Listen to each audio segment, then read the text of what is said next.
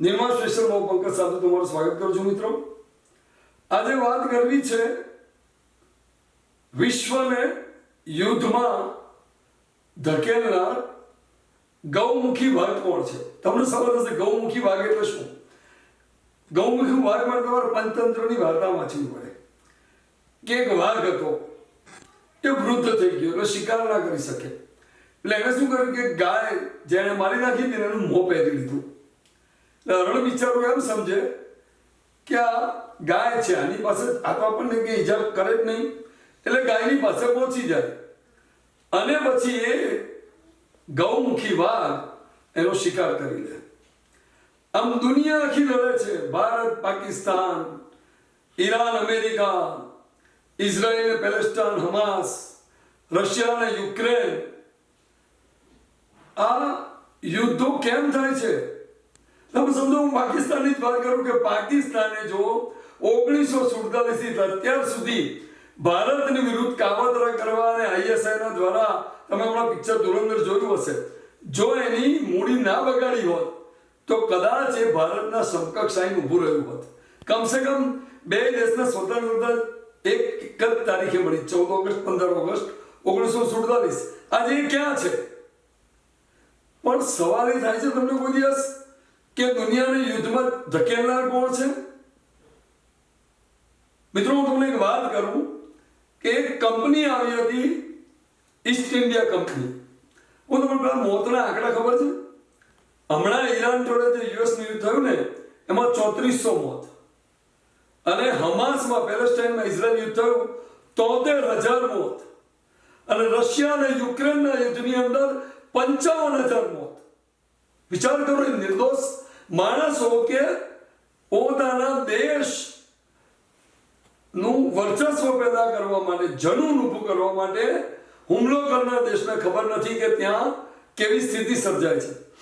તો આ વિનાશ વેરવા માટે કોણ જવાબદાર છે એના પર એક વાત કરું કે આપણા દેશમાં 400 વર્ષ પહેલા ઈસ્ટ ઇન્ડિયા કંપની આવી હતી. હું ઈસ્ટ ઇન્ડિયા કંપની અને અત્યારના યુદ્ધોનો નાતો તમને જોડી આપીશ.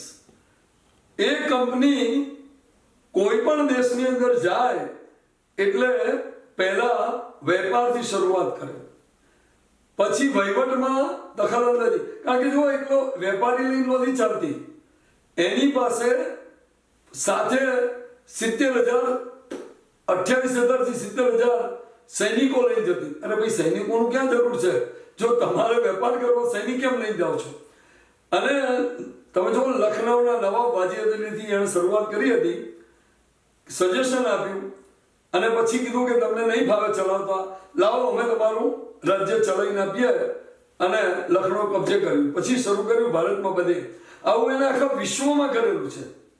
આખા વિશ્વના દેશોમાં એણે પહેલા વેપાર અને પછી પોતે ગુલામ બનાવવા. એટલે તો કહેવાતું હતું કે બ્રિટિશ શાસનનો સૂર્ય ક્યારે આથમતો ન હતો. હવે આ જે ઈસ્ટ ઇન્ડિયા કંપનીની વાત છે એના વિશે પહેલા સૌથી પહેલા આપણે પૂછી લઈએ નગરજનોને, તમે કેટલું જાણો છો એ કંપનીની ચાલબાજી વિશે, એને કઈ રીતે દેશોને ગુલામ બનાવ્યા? આવો એના વિશે પહેલા જાણીએ. ઇન્ડિયા કંપની આપણે જ્યારે પણ ચર્ચા કરીએ તો આપણે એવું સમજીએ કે અંગ્રેજો સુધી આપણે સીમિત થઈ જઈએ છીએ. ખરેખર એવું નથી કે ઈસ્ટ ઇન્ડિયા કંપની એક હતી અને ઇન્ડિયા નામ આપણને એવું છે કે આઝાદી પછી મળ્યું. ના, East India company that means કે ઇન્ડિયા નામ એ વખતે ડિક્લેર થઈ ગયું હતું.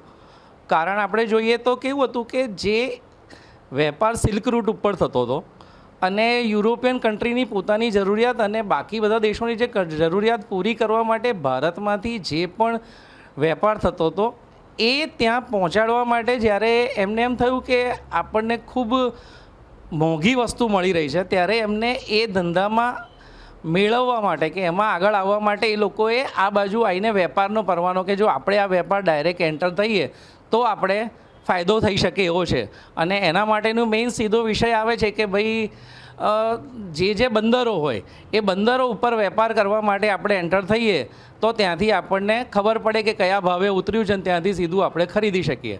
એટલે નોટ ઓન્લી બ્રિટનની પણ ડચ પણ હતા, પોર્ટુગીઝ પણ હતા. એવી રીતે બધાની પોતાની ઈસ્ટ ઇન્ડિયા કંપની હતી. જેમ અત્યારે પણ કોઈ પણ કંપની હોય તો કે લિવરપૂલ ઇન્ડિયા લિમિટેડ, આ ઇન્ડિયા લિમિટેડ, લાઈક દેટ એ વખતે જે તે દેશની કંપની હતી અને એ પોતે એને ઈસ્ટ ઇન્ડિયા કંપની તરીકે ડેક્લેર કરતા હતા. આ ઈસ્ટ ઇન્ડિયા કંપનીનો બેઝિક વિષય છે. ઈસ્ટ ઇન્ડિયા કંપની એકચ્યુઅલી લંડનની જ હતી. યુરોપિયન કન્ટ્રીઓ તો પછી બીજા દેશો ભરતા યુકે બન્યું, યુનાઇટેડ કિંગડમ. એ પહેલાં તો લંડનના રાજ્યો અને ત્યાંની મહારાણી અને રાણી એ બધા થઈ ધીમે ધીમે આખી દુનિયાના નાના દેશોમાં જ્યાં કુદરતી સંપત્તિ હતી એ કુદરતી સંપત્તિને અનુરૂપ ધંધો ચાલુ કર્યો. દાખલા તરીકે આપણે ભારતમાં તો અહીં કપાસનું હતું, બીજી ફળદ્રુપ જમીનો હતી, ત્યાં ગળીનો વેપાર બિહારમાં થતો હતો અને ગુજરાતમાં અને બીજી આજુબાજુમાં કાળા કપાસનો થતો હતો. ત્યાં કાપડનો વેપાર કરતો, કપાસ ત્યાં લઈ જાય લંડનમાં અને ત્યાંથી માન્ચેસ્ટરમાં તૈયાર થયેલું કપડું પાછું એ જ 100 ગણા નફાથી ઇન્ડિયામાં જઈને પાછું વેચાતું. આ રીતે ધંધાકીય રીતે ઈસ્ટ ઇન્ડિયા કંપની ભારતમાં 200-250 વર્ષ પહેલાં આવેલી. એવો એક જમાનો હતો કે જે આપણે સમૃદ્ધિમાં આપણું ફર્સ્ટ નંબર હતો, પણ એ વખતે આવો બહોળો પ્રચાર નહોતો થતો. પણ ઈસ્ટ ઇન્ડિયા કંપની જે વર્ષો પહેલાં એવું કહેવાય છે કે આ મૂળ યુરોપ અથવા યુકે જે ગણો પણ આ ટૂંકમાં ધોળિયાઓ જે કહીએ આપણે આપણી ભાષામાં, એ લોકો વાસ્કોડી ગામા અને એ લોકો આવે આપણે ત્યાં. અને પહેલીવાર જ્યારે ઉતર્યા ત્યારે એમણે જોયું કે કંપની અહીંયા આવી અને રાજા મહારાજાઓને શરૂઆતમાં ખુશ કરે, પણ ધીમે રહીને એમને જ લપેટમાં લઈ અને એમનું જે સેકન્ડ રેન્કમાં હોય એને સુબેદારોને એ લોકો પોતાને ત્યાં લઈ લે અને ભાગલા પાડો અને રાજ કરો એવી નીતિ એ લોકોની વર્ષોથી પહેલાંથી આ હતી. તો આપણે જોયું કે કેટલી માહિતી ઈસ્ટ ઇન્ડિયા કંપની વિશે છે.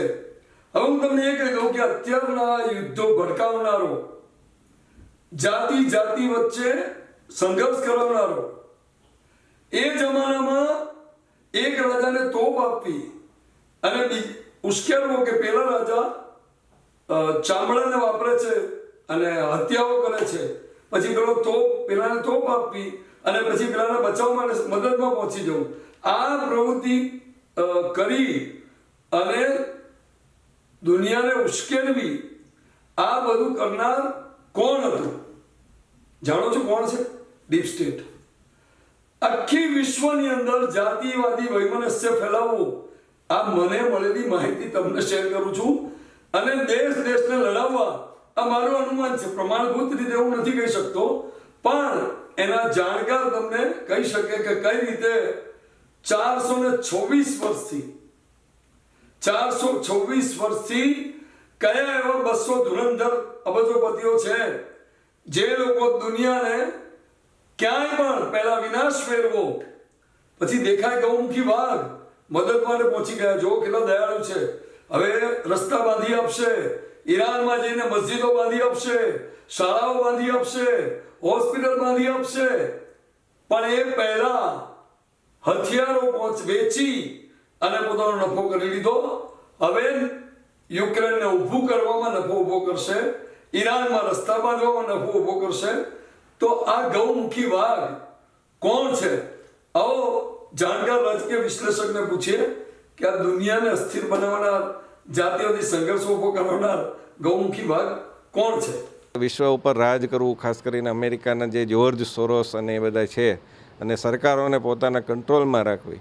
અને જો સરકાર કંટ્રોલમાં ન રહે તો આપણે જોયું કે બાંગ્લાદેશ, નેપાળ, શ્રીલંકા આ બધી જગ્યાએ પ્રયત્ન કરે ઉથલાવવાનો. આપણે ભારતમાં પણ પ્રયત્ન થયો ખેડૂતના આંદોલન દ્વારા, CA વિરોધી આંદોલન દ્વારા, અને અત્યારે જંતર મંતર ઉપર કોકરોચ પાર્ટીનું આંદોલન ચાલે છે, જેમાં જો નીટ માટે કરતા હોય તો હું એને સ્વાગત ગણું છું, પરંતુ એ ત્યાં તમે જોશો તો એ બધાય પેલા LGBTQ વાળા છે જે વિકૃતિનું પ્રદર્શન કરે છે, એકબીજાને ચુંબન કરે છે, એવા કપડાં પહેરે છે અને મોદી મરી જાય એવી ઈચ્છા વ્યક્ત કરે છે.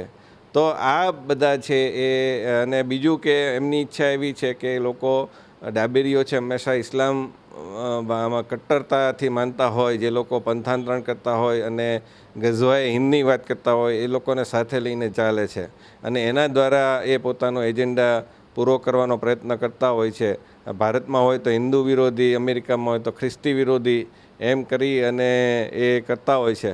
અને એનો ઉપયોગ કરી અને અરાજકતા ફેલાવવી. વિકાસ થતો હોય તો એ વિકાસમાં પર્યાવરણના નામે આપણે જોયું કે નર્મદા ઉપર બાંધ બનાતો હતો તો એની ઉપર મેધા પાટકરને બધાય કરતા હતા. હવે એ જ મેધા પાટકરને બધા કેમ કંઈ નથી કરતા? કારણ કે મોદી સરકારે 2016માં એનજીઓને જે FCRA અને ફેમા હેઠળ જે બધા વિદેશી ફંડ મળતા તે બધું બંધ કરાવી દીધું. ઈસ્ટ ઇન્ડિયા કરતાં એ વધારે ખતરનાક છે. ઈસ્ટ ઇન્ડિયા કંપની તો માત્ર ભારત ઉપર વેપાર કરવા, લૂંટવા અને એ રીતે આવી હતી. એને કોઈ આપણા પંથમાં રસ નહોતો, એને કોઈ આપણા સમાજને બગાડવો નહોતો. એ પછી અંગ્રેજોએ કર્યું. બ્રિટિશરોએ જ્યારે 1857 પછી પોતાનો વહીવટ ભારતનો વહીવટ પોતાના હાથમાં લીધો પછી બ્રિટિશરોએ કર્યું આપણે ત્યાં. પણ એ લોકોએ પણ આપણા પંથમાં ક્યારેય દખલગીરી નહોતી કરી. આપણા ગુરુકુળો બંધ કરાવી દીધા, એ કર્યું એણે. પણ આ બધું જે અત્યારે વિકૃતિ ફેલાવાઈ રહી છે એ અમેરિકા દ્વારા જનિત છે. આપણે અત્યારે ટોટલી અમેરિકાના દાસ થઈ ગયા છીએ. આપણે ત્યાં શનિ રવિ એટલે વીકેન્ડનો કોઈ કન્સેપ્ટ નહોતો. આપણે ત્યાં ક્રેડિટ કાર્ડની કોઈ કન્સેપ્ટ નહોતો. આપણે જેટલું સંતોષ માનતા હતા કે જેટલા પૈસા છે એમાં કેમ નિભાવવું. આપણે ત્યાં કહેવત છે કે પછેડી પ્રમાણે 16 તણાય. એટલે આપણે એ પ્રકારે જીવતા હતા કે જેટલું ઈશ્વરે આપ્યું છે એમાં આપણે સંતોષ, 2 ટંકનો રોટલો મળી લે એટલે શાંતિ. પણ હવે આપણે અમેરિકાની જ કલ્ચર પ્રમાણે ચડ્ડા પહેરીને ફરતા થઈ ગયા, મિની સ્કર્ટ પહેરીને ફરતા થઈ ગયા અને આપણા પંથ રીત રિવાજ ભૂલી ગયા. કડવા ચોથને આપણે હવે એ ગણતા થઈ ગયા કે ભાઈ શું શાના માટે કરવી જોઈએ. જ્યારે આપણે હેલોવીન ઉજવીએ છીએ, આપણને શ્રાદ્ધ હોય ત્યારે પિતૃઓ છે એ નથી યાદ આવતા, પણ હેલોવીન નામનો જે અમેરિકાનો વિકૃત તહેવાર છે, જે પિતૃઓને યાદ કરવાનો તહેવાર છે, એમાં જાત જાતના વિચિત્ર ભૂત જેવા મેકઅપ કરી અને કેટલાક લોકો ઉજવે છે, ગાંડા લોકો, યુવાનો વેલેન્ટાઇન ડે ઉજવે છે, મધર્સ ડે ઉજવે છે. તો એ પ્રમાણે અમેરિકાની આપણે દાસતા સ્વીકારી લીધી સાંસ્કૃતિક રીતે. આપણે યસને બદલે યા બોલતા થઈ ગયા, મધરને બદલે મોમ બોલતા. ઇંગ્લિશમાં પણ આપણે અમેરિકાની સંસ્કૃતિ અપનાવી કે મધરને બદલે મોમ, ફાધરને બદલે ડેડી બોલતા, ડેડ બોલતા થઈ ગયા. ડેડ એટલે તો મરી ગયેલું થાય. તો આ પ્રકારનું છે એ સતત આપણે માનસિક રીતે કોઈ વિચારતું નથી કે. અને હવે વાત કરું છું સનાતન ધર્મ. જો દુનિયાનો સૌથી સહિષ્ણુ કોઈ ધર્મ હોય તો હિન્દુ ધર્મ છે, સનાતની હિન્દુ. બિહારની નાલંદા વિદ્યાપીઠમાં UN સંઘ ભણવા માટે આવ્યો હતો. ત્યાં હતા આપણે. ક્યાં કે ભારતની એ વિદ્યાપીઠોમાં તમામ દેશના વિદ્યાર્થી ભણવા આવતા. એમને તો ક્યારેય ભારત છે એ કોમવાદી દેશ નહોતો લાગ્યો, કારણ કે હિન્દુ બહુ સહિષ્ણુ છે, ઘણો સહિષ્ણુ છે. એને કોઈની સાથે દુશ્મની નથી. અને છતાં એ જ તમને કહું છું કે જો તમે જંગલોની વાત કરો તો જંગલમાં 2 પ્રજાતિ છે.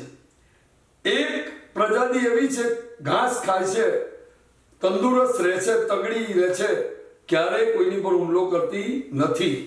અને એક પ્રજાતિ એવી છે કે જેની સંખ્યા ઓછી છે. પેલા 200 છે તો 12 જ છે, 12 છે પણ નખવાળા છે.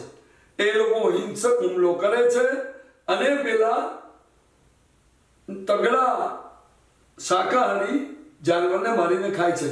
પણ આનું કારણ શું છે જાણો તમે? કારણ કે પેલા 12 જણા છે એમાં 2 ગોઠવાઈ જાય છે ને એક પાછળ પડે છે અને શિકાર કરે છે. અને પેલા જે જો શિંગડા સીધા કરીને ઉભા રહે ને 22,000 નું ઝુંડ, તો પેલા 12 ભાગી જાય. પણ એ લોકો ક્યારે એક થતા નથી, કારણ કે ભોળા છે. ખબર પડે છે હું શું કહું છું? હિન્દુ જાતિ માટે તમિલનાડુમાં તમે જુઓ 87% હિન્દુ છે. કાશીની અંદર તો એક ફિલ્મ આવી હતી રજનીકાંતના જમાઈની પેલી, કાશીના બધા મંદિરોમાં તામિલનાડુના આયંગર બ્રાહ્મણો જ વિધિ કરાવે છે, કારણ કે વિધિ વિધાનમાં એમના જેટલા જાણકાર કોઈ નથી ગણાતા પૂજારીઓ. હવે એ જ્યાં 87% હિન્દુ જે છે ત્યાં વિજય થલપતિ વિજેતા બને છે. How it is possible? વિચાર્યું છે? કેમ? કેવી રીતે? તમે જુઓ કેટલા મંદિરો છે ત્યાં. પણ સવાલ શું છે? મેં તમને કીધું કે આપણા સનાતની હિન્દુનો જે સ્વભાવ છે એ પેલા 22,000 જંગલના શાકાહારી જાનવરો જેવો છે કે જ્યારે હુમલો થાય ત્યારે શિંગડા સીધા કરીને નથી ઉભા રહેતા, ત્યારે વિખરાઈને ભાગે છે.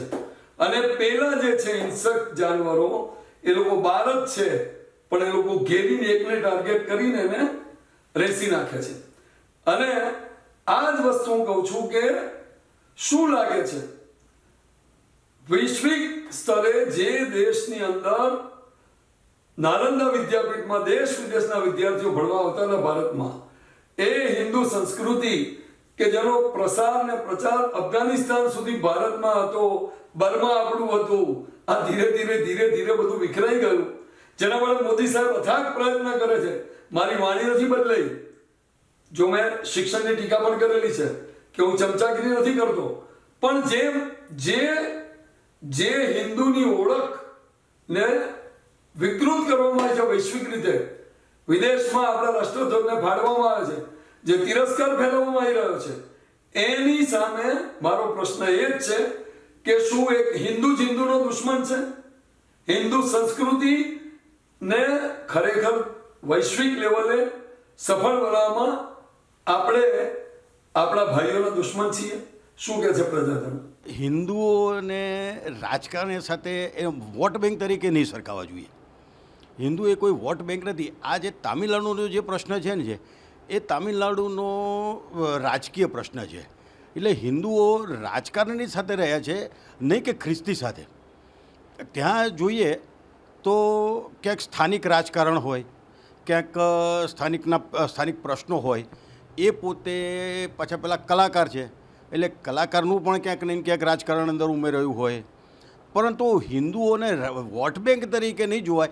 અને હિન્દુઓ બહુ અલગ રીતે કામ કરે છે, એટલા માટે એ ત્યાં જીત્યા છે. કોઈ રાજકીય રીતે ત્યાં એ ખ્રિસ્તી ત્યાં જીતે એવું નથી. અહીંયા જોઈએ છે તો અહીંયા હિન્દુ બહુમત વિસ્તારમાં પણ મુસ્લિમો પણ જીતે છે. તો એનો અર્થ એવો રાજકીય રીતે હિન્દુઓને લેવા એ ત્યાં એ યોગ્ય નથી. ક્રિશ્ચનો અને મુસ્લિમો કરતાં પણ જો હિન્દુ સમાજને બહુ હેરાનગતિ કરનાર વિષય હોય તો એ હિન્દુ સમાજ જ છે. અને હિન્દુ સમાજને જગાડવા માટે પાછલા 100 વર્ષથી પ્રયત્ન થઈ રહ્યા છે. અને રાષ્ટ્રીય સ્વયંસેવક સંઘે તો 100 વર્ષ પ્રયત્ન કર્યા અને ચાલુ છે પ્રયત્ન. અને વિશ્વ હિન્દુ પરિષદ 1964થી એટલે 60 વર્ષથી વિશ્વ હિન્દુ પરિષદ હિન્દુ સમાજને જગાડવાનો પ્રયત્ન કરી રહ્યા છે. છતાં પણ અમારો હિન્દુ આજ દિવસ સુધી જાગ્યો નથી. પણ મારા વિચારથી આજની પરિસ્થિતિ જોતાં એવું લાગે છે કે મારો હિન્દુ 15થી 20% જાગ્યો છે. હિન્દુ સનાતની છે અને એને પોતાનું ખબર જ છે. કોઈ એની એકતા તોડવાનો પ્રયત્ન કરે અને હિન્દુ સૂતો છે આવી કોઈ વાત છે જ નહીં. હિન્દુ જાગતો જ છે અને હિન્દુ જાગૃત રહી અને આ દેશને અને વર્લ્ડને બધાને માર્ગદર્શન આપે છે. આપણને ધ્યાનમાં જ છે કે જે હિન્દુ ભારતની બહાર પણ ગયા છે તો એ ત્યાંની સંસ્કૃતિને પણ જીવે છે અને ભારતની સંસ્કૃતિ સાથે પણ જીવે છે. તો બંને સંસ્કૃતિને સાથે લઈને આગળ વધે છે. એટલે જ્યારે હિન્દુ સત્તામાં આવ્યો છે કે સત્તા સાથે જોડાયો છે અથવા તો ક્યાંય ને ક્યાંય માર્ગદર્શન કરતો રહ્યો છે, ત્યારે હિન્દુએ હંમેશા આ વર્લ્ડનું અને ભારતનું ખૂબ સારું થાય એના માટે જ પ્રયત્ન કર્યો છે. જગત જમાદાર અમેરિકા છે કે જે સમગ્ર વિશ્વને અત્યારે દોડી રહ્યું છે. વાતાવરણ બધાના વેપાર ધંધા બધાને ખૂબ જ નુકસાન કરાવી રહ્યું છે. પોતે ઈસ્ટ ઇન્ડિયા કંપનીની જેમ જ કામ કરી રહ્યું છે. દરેક જગ્યાએ પોતાનું સ્થાપન કરી અને ત્યાંથી સક્ષમ લોકોને ત્યાંથી હટાવી રહ્યું છે. કદાચ આ ફિલ્મ ઇન્ડસ્ટ્રી હોઈ શકે, ટોલિવૂડ હોઈ શકે છે, કારણ કે લોકોની ત્યાંની માનસિકતા એ લોકો ભગવાન તરીકે માનતા હોય છે અને પછી એ ધર્મ કે જોતા નથી. એના કારણે જ આપણા હિન્દુ ધર્મમાં ઘણા બધા અત્યારે તકલીફ અને ભાગલા પડી રહ્યા છે, ખાસ કરીને તમિલનાडु में. सकारात्मक चीज़ों को लेकर जनता के बीच में वो गए, उस प्रकार से वो बने. और हिंदू देश की आज़ादी के पश्चात जातियों में बांटा गया है. इन जो नेता हैं, इन स्वार्थी नेताओं ने जातियों में बांटकर अलग अलग जातियों में बांट दिया. तुम ब्राह्मण, तुम क्षत्रिय, तुम वैश्य, तुम शूद्र, इस प्रकार अपने राजनीति रोटी सेकने के लिए नेताओं द्वारा जिस प्रकार छल कपट से हिंदुओं को जाति में बांटकर राजनीतिक सत्ता हथियाने के लिए हिंदुओं को जातियों में बांटा जाता है. धर्म से विमुख किया जाता है। हमारे यहाँ वेदों में साफ साफ लिखा है कि हमारे यहाँ जाति प्रथा की कोई व्यवस्था नहीं थी, छूत अछूत की कोई व्यवस्था नहीं थी। हम लोग वर्ण व्यवस्था में थे, ब्राह्मण क्षत्रिय वैश्य और शूद्र 4 व्यवस्थाएं थी हमारी। देश की आज़ादी के पश्चात राजनेताओं ने अपनी निजी स्वार्थ के राजनीतिक रोटी सेकने के लिए हिंदुओं को जातिवाद में बांटा। જેમ ભારતના ઇતિહાસમાં જેમ અંગ્રેજો આવ્યા અને અંગ્રેજોએ જે ભાગલા પડાવ્યા એ અંગ્રેજોનું હજી પણ લાઈવ થઈ રહ્યું છે કે જે અત્યારે જગત જમાદારનો રોલ નિભાવી રહેલું અમેરિકા અને એનો પ્રમુખ કે જે વેપારી છે કે અને વેપારી ઓલવેઝ એ પોતાના દેશનો નફો જુએ અને જે વેપારીનો નફો ત્યારે જ થાય કે જ્યારે બીજા બે લડતા હોય અને એમાં એના શસ્ત્રોનો व्यापार था। वर्तमान समय में जो दिख रहा है उसका परीक्षण करने से पहले हमें हमारे इतिहास में झांकना होगा कि इसकी शुरुआत कहाँ से हुई थी। सन 1857 से पहले हमारे देश में कोई इतनी सारी जातियाँ पातियाँ नहीं थी जिसमें लोग बटे हुए हों। 1857 की क्रांति में मैं कहता हूँ कि राजपूतों ब्राह्मणों के साथ में धोबी, कहार, प्रजापति जो ये मेन जातियाँ थी और साथ में आदिवासी जनजाति जिन्हें कहते हैं मूल निवासी, सभी ने बढ़ चढ़ के साथ दिया था। लेकिन 1857 के बाद में दोबारा इस तरह की क्रांति मिलजुल के ना हो सके, उसके बाद में 1871 में अंग्रेज़ों ने एक चाल के तहत सभी को जातियों में धीरे धीरे करके बांटना स्टार्ट किया। जैसे 1871 में इन्होंने 14 जातियों में बांटा, जिसमें सिर्फ लोहार समुदाय को इन लोगों ने 70 जातियों में बांट दिया था। फिर राजपूतों को भी धीरे धीरे कर ओबीसी में लाने का ट्राई किया और कई सारी जनजातियाँ थी जिन्हें धीरे धीरे पिछड़ा, अति पिछड़ा वर्ग में बांट दिया गया और उन्हें एक समुदाय में कैद कर दिया गया जंगलों में और उन्हें अछूत साबित कर दिया गया, जिसकी वजह से सबके बीच में भेदभाव शुरू हुआ।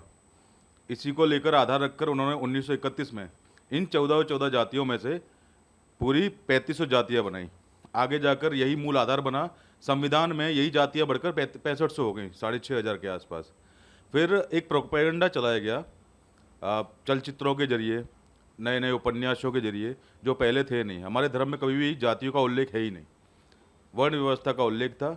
वर्ण भी ऐसा कि जो जिस काम में पारंगत था वो उस वर्ण को धारण करता था और वही कार्य करता था। ऐसा नहीं है कि अगर बाप ब्राह्मण है तो उसका लड़का भी ब्राह्मण रहेगा, अगर कोई क्षत्रिय है तो कोई और युद्ध करने की कला नहीं सीख सकता या क्षत्रिय नहीं बन सकता। હવે સત્તા પરિવર્તન એ પહેલાં સ્વાભાવિક છે કે રાજકારણ વસ્તુ એવી છે કે જેમાં પોતાનો સ્વાર્થ અને પોતાનો જે વ્યક્તિલક્ષી ધગશ હોય એને કારણે શું થાય છે કે રાજકારણ બદલાવ છે। દાખલા તરીકે આપણે વાત કરીએ, સૌ પ્રથમ વાત કરીએ તો બંગાળની, તો બંગાળમાં સામ્યવાદ હતા। સામ્યવાદ એ લોકોનો સ્વાર્થ હતો કે ભાઈ પોતાનું જ રાજ્ય બધે થાય, ચીન વિશ્વની અંદર પોતાનું મહત્વ વધતું જાય એ પ્રમાણે પ્રયત્ન કરવા કર્યો। એટલે આખું રાજકારણ બદલાતું ગયું ધીરે ધીરે અને હિન્દુ માણસમાં એક આખું પોતાનું અલગ અસ્તિત્વ ઊભું કરવા પ્રયત્ન કર્યો। ધીરે ધીરે એમાં પરિવર્તન આવતું ગયું। પછી આ બંગાળમાં મમતા દીદી પધાર્યા તો એમણે પોતાનું માણસ જોયું કે ભાઈ અહીં ગાડી પોતાનું આખું ડેમોગ્રાફી બદલવા માટે પ્રયત્ન કર્યો કે મુસલમાન વર્ગે પોતાની તરફ રાખ્યો અને હિન્દુ સનાતની છે, હિન્દુ છે એને અલગ કરવા પ્રયત્ન કર્યો। વિશેષ મૂળ તો હેતુ આખો કે કોઈપણ હિસાબે આપણો હિન્દુ રાષ્ટ્ર નબળું પડે ઇનડાયરેક્ટલી એનો પ્રયત્ન ડેમોગ્રાફીનો અને એને કારણે વિશ્વમાં પોતાનું નામ આગળ વધે કે પોતે ભારતને નીચું પાડવા માટે પ્રયત્ન કેવી રીતે કરવો એક આમને બેકગ્રાઉન્ડમાં એનું આવતું। એવી રીતે તામિલનાડુનો પણ જોવા મળે ક્રિશ્નાલિટી કે વિશ્વમાં ક્રિશ્નાલિટી આ પરિવર્તન ભારતમાં આવીને આ લોકો પરિવર્તન કરવા માગે છે તો એ પરિવર્તનનો હેતુ તે ગાડી આપણને જોવા મળે તામિલનાડુમાં પણ। તો સત્તા પરિવર્તન દ્વારા આ જે થાય છે ત્યારે મૂળ હેતુ એ છે કે આખું માણસ બદલવા પ્રયત્ન કરે છે હિન્દુ અને હિન્દુ તરફી જે માણસ છે હિન્દુ છે સનાતની એને આખો કેવી રીતે બીજા પક્ષ પરિવર્તન કરવું એ પ્રયત્ન આખો આધારિત કર્યા હોય છે। અને હવે અંતમાં કદાચ મારી માહિતી અપૂરતી હોય, અધૂરી લાગી હોય તો ક્ષમા કરશો।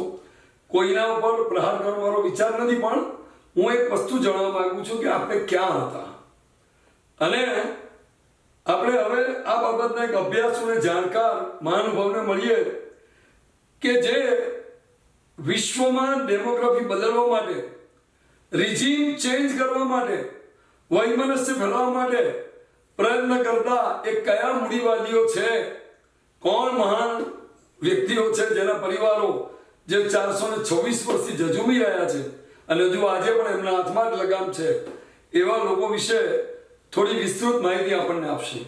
આવો મળીએ શ્રી અંકિતભાઈ શાહને.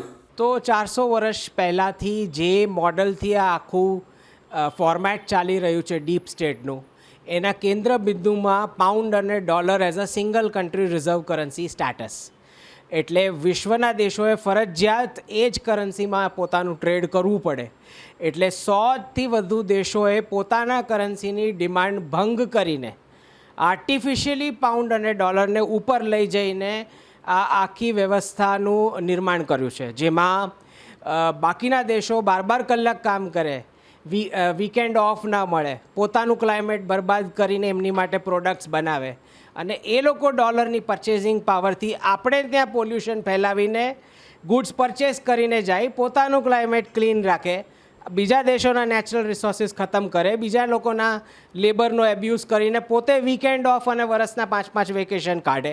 એ રીતે આ પશ્ચિમી જગતનું ગ્લોબલાઇઝેશન સેટ કરવાવાળા લોકો, જે દરેક રાષ્ટ્રમાં, જેને મારી જીઓપોલિટિક્સની બુકમાં હું 2 બકેટ થિયરી કહું છું, કે યુરોપ રશિયાની બોર્ડર ઉપર ઊભું, રશિયા ચાઇનાની બોર્ડર પર ઊભું, ચાઇના ઇન્ડિયાની બોર્ડર પર ઊભું, ઇન્ડિયા પાકિસ્તાનની બોર્ડર પર ઊભું, પાકિસ્તાન અફઘાનિસ્તાનની બોર્ડર પર ઊભું, અફઘાનિસ્તાન ઈરાનની બોર્ડર પર ઊભું, ઇઝરાયલ ઈરાનની બોર્ડર પર ઊભું. આવી રીતે આખા વિશ્વમાં 2 બકેટ ઊભા કર્યા છે.